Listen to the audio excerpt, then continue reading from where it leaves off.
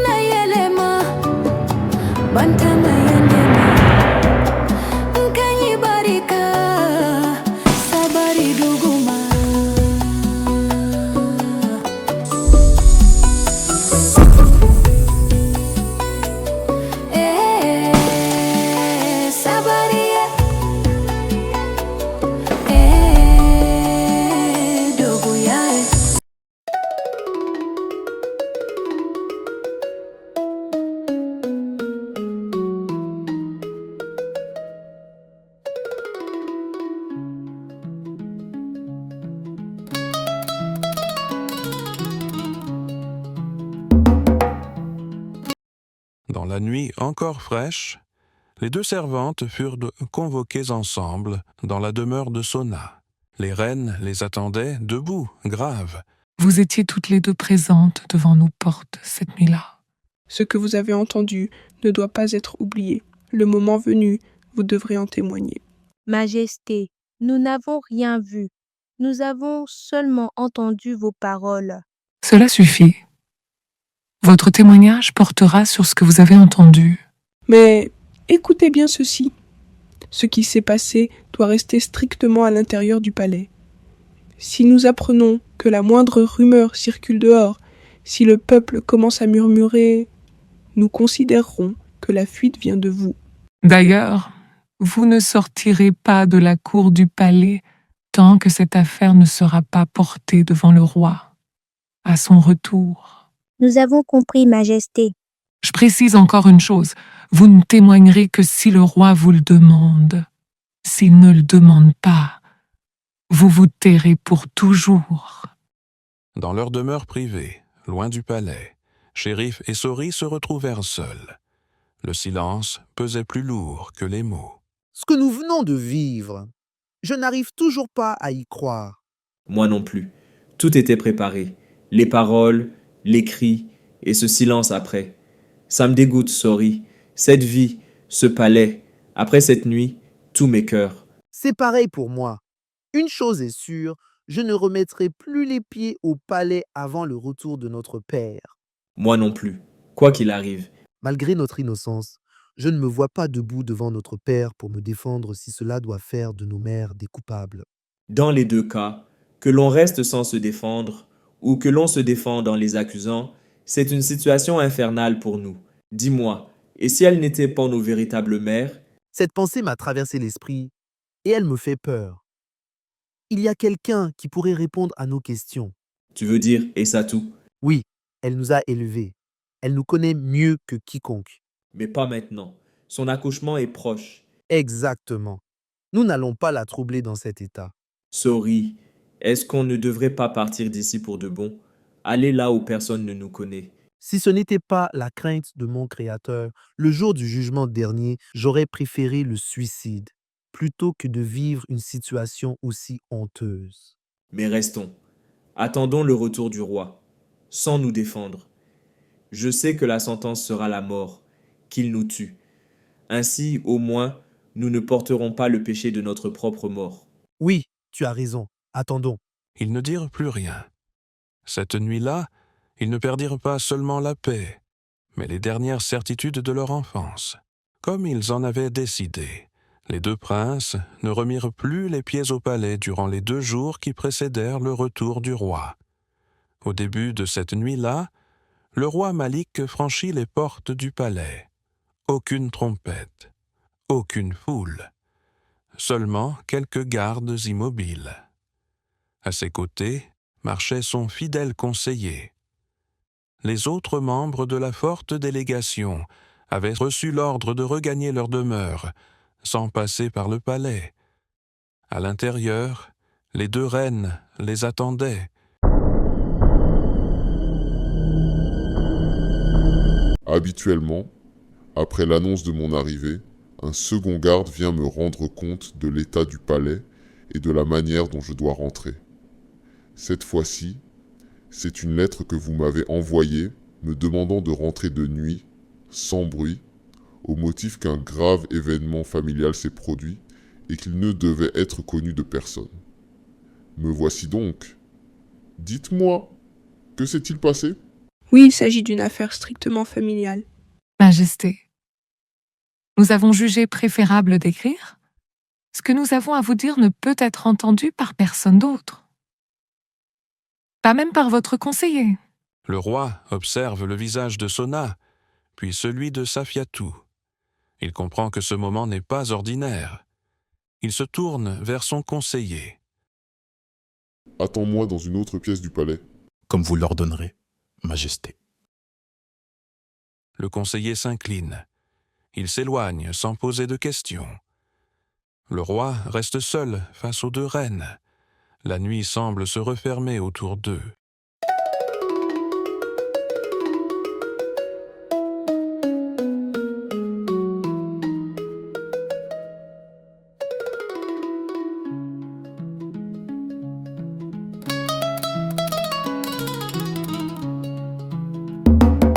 Les explications furent données, longues, difficiles. Puis, le silence s'abattit sur la pièce. Le roi Malik resta immobile, le regard figé devant lui. Ses mâchoires se crispèrent. Sa respiration devint lourde. Enfin, il parla. Maintenant sortez, laissez-moi seul. Majesté, quoi que vous décidiez, nous vous supplions de garder cette affaire secrète. C'est une honte pour le palais, pour vous, pour nous, pour tout le royaume.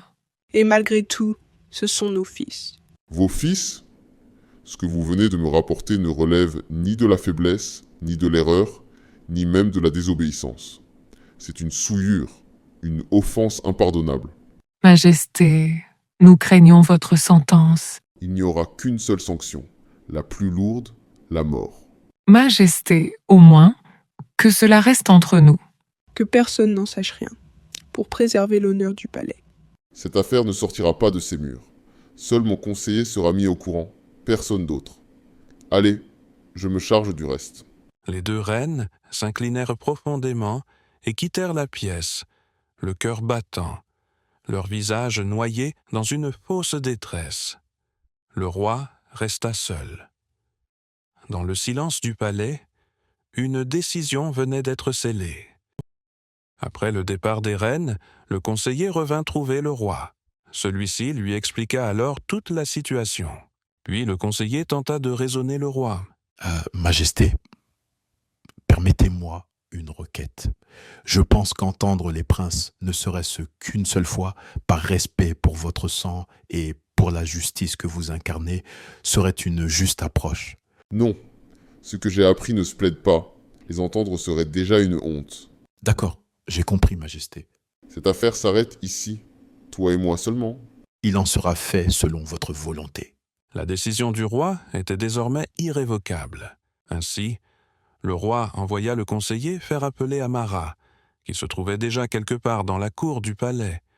Peu de temps après, le conseiller revint et conduisit Amara dans l'une des salles du palais, où le roi l'attendait. Amara, prends 3 gardes avec toi. Vous irez à la résidence privée des princes. Les 3 gardes resteront dehors. Et là, ils ne doivent pas savoir pourquoi vous êtes là-bas. Le roi tendit alors un objet à Amara, un symbole royal, indiscutable, qui ne souffre aucune désobéissance. Toi, tu entreras seul avec ceux-ci. S'ils sont de mon sang, ils ne résisteront pas. Ils accepteront la sentence. À ce moment-là, tu sortiras seul. Tu ordonneras aux gardes de retourner au palais. Ensuite, tu lieras leurs mains. Tu les feras monter sur ton chariot et tu les conduiras dans la forêt la plus reculée du royaume.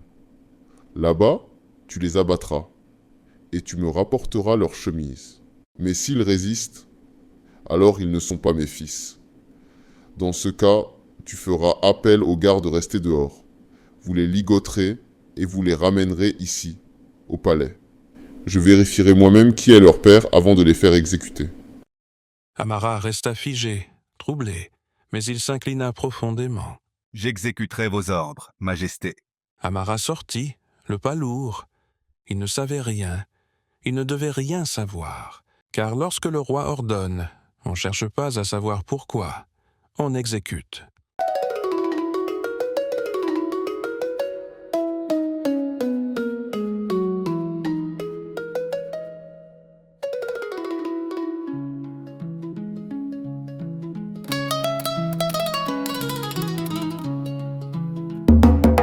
Amara et les 3 gardes arrivèrent devant la résidence privée des princes. Comme ordonné, les gardes restèrent à l'extérieur. Fort de son expérience, Amara inventa une histoire simple et banale pour tromper la vigilance des 3 gardes. Nous partons pour une mission avec les princes. Attendez-moi ici, je vais vérifier s'ils sont prêts. Amara s'avança alors seul vers la porte d'entrée. Amara entra sans un mot. Shérif et Sori apparurent. Ils sont surpris, mais pas étonnés. Au fond d'eux, ils savaient que ce moment finirait par arriver. Sans saluer, Amara brandit l'objet devant eux.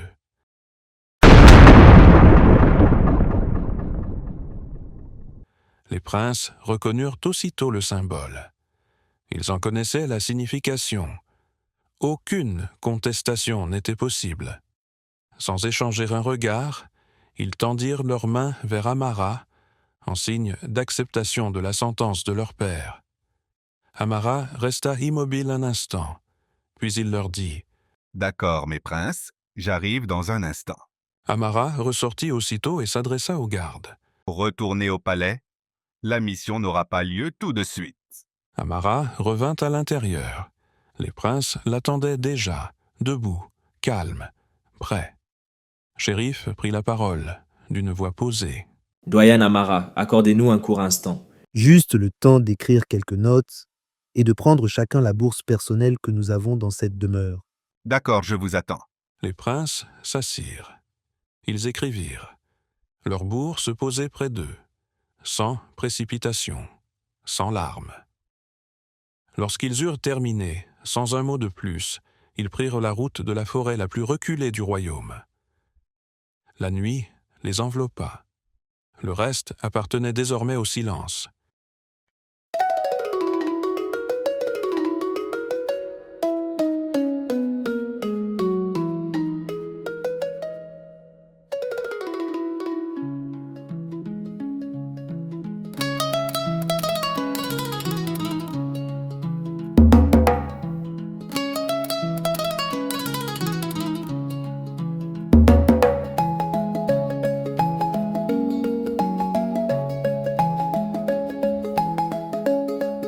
Arrivé au cœur de la forêt, Amara fit arrêter le chariot.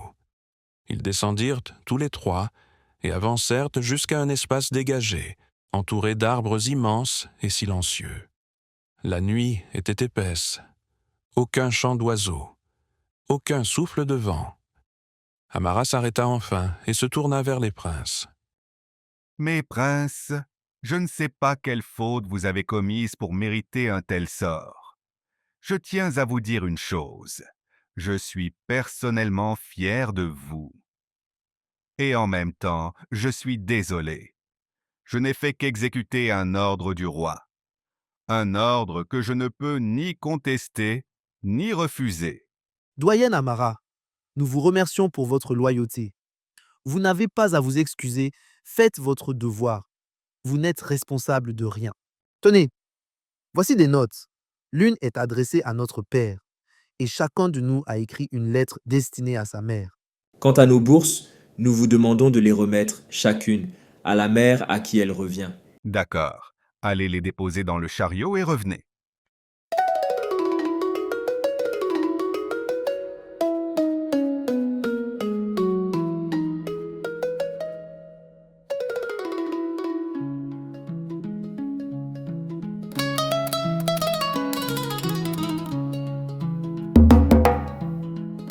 J'ai maintenant une faveur à vous demander, doyen Amara.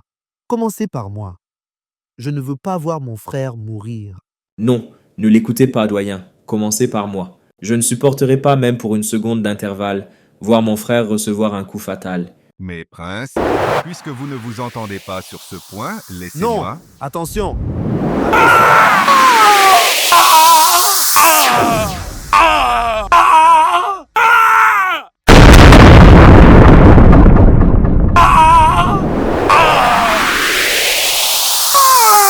Oh mon Dieu, doyen Amara, ça va? Oui, win the best. Je l'ai bien, grâce à vous.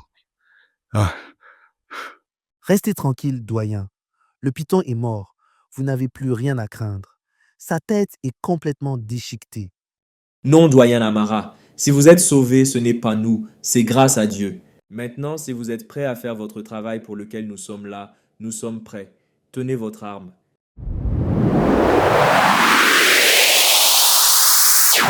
Oui, mes princes, vous avez raison. Je suis en vie par la grâce de Dieu. C'est vous qui l'a utilisé pour me sauver.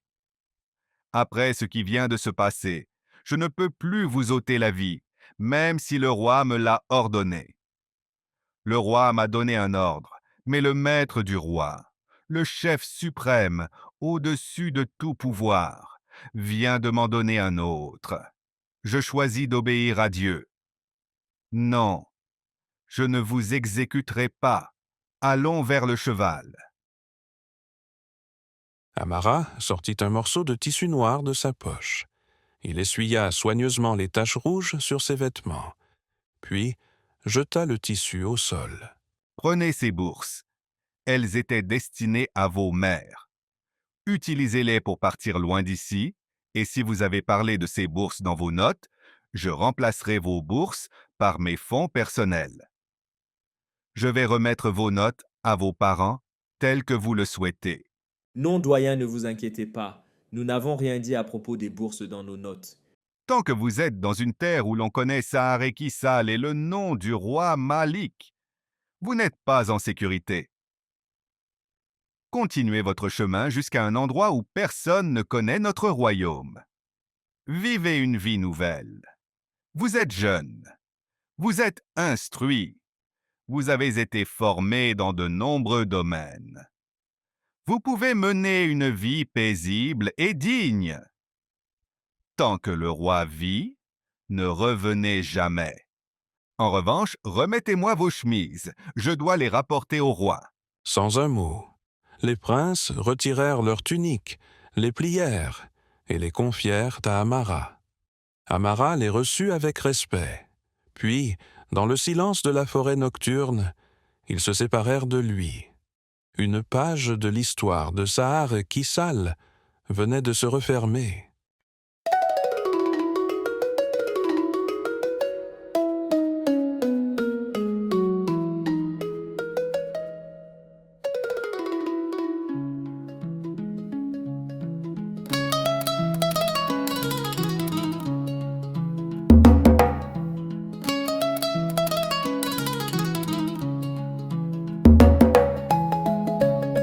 Amara resta seul dans la forêt, immobile. La nuit semblait retenir son souffle. Il regarda les princes s'éloigner, des larmes coulant sur son visage. Puis, il leva lentement les yeux vers le ciel. Ô Dieu, tu viens de corriger une injustice en m'empêchant d'exécuter ces jeunes gens. Mais moi, j'ai encore manqué de courage. J'aurais dû leur dire la vérité, que ces reines ne sont pas leur véritable mère. Je n'ai rien dit, pour ne pas ajouter un autre tourment dans l'esprit de ces jeunes. Et puis, je ne savais pas pourquoi le roi avait ordonné leur mort. J'ai pensé que les reines étaient, une fois encore, derrière tout cela. Mais en voyant l'attachement des princes envers elles, je me suis perdu dans mes pensées. Pardonne-moi donc pour ce que je m'apprête à faire. Je veux connaître le contenu des lettres adressées aux reines afin de comprendre cette affaire. Quant à celle destinée au roi, Je la transmettrai fidèlement, sans chercher à en connaître le contenu.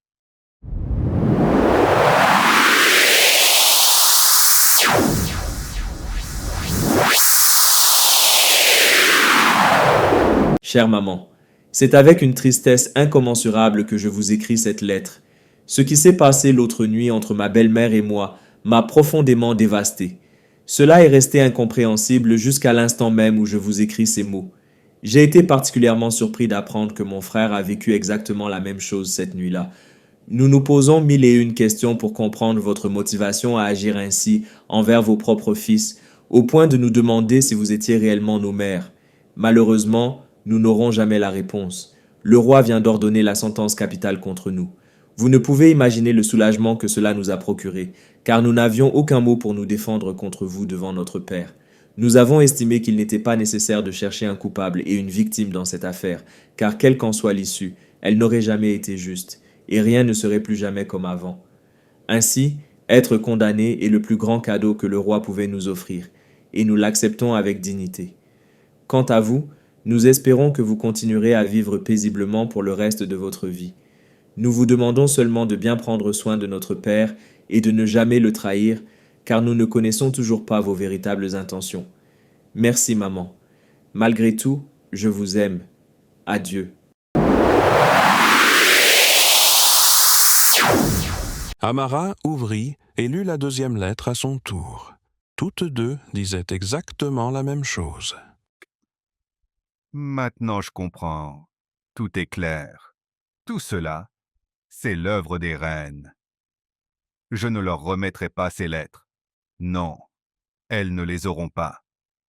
Ces mots doivent atteindre le roi. Un jour, il devra les lire de ses propres yeux. Je vais les glisser dans les chemises, chacune à sa place. Que Dieu fasse que la vérité trouve son chemin. Amara retourna au palais. Il trouva le roi seul, assis dans l'une des salles. Le moral du roi était au plus bas lorsqu'Amara entra. Sans un mot, Amara s'approcha, lui tendit la lettre, ainsi que l'objet que le roi lui avait remis avant son départ. Il déposa les tuniques sur le banc. Le roi angoissé l'observait. Amara s'inclina et se retira, laissant le roi seul.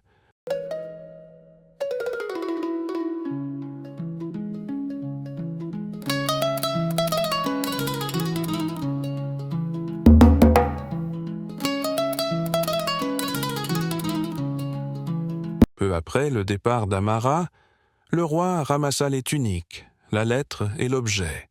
Il se dirigea vers sa chambre. Arrivé dans sa chambre, sans fouiller les tuniques, sans ouvrir la lettre, il plaça le tout dans une caisse et la referma. Le silence retomba sur le palais.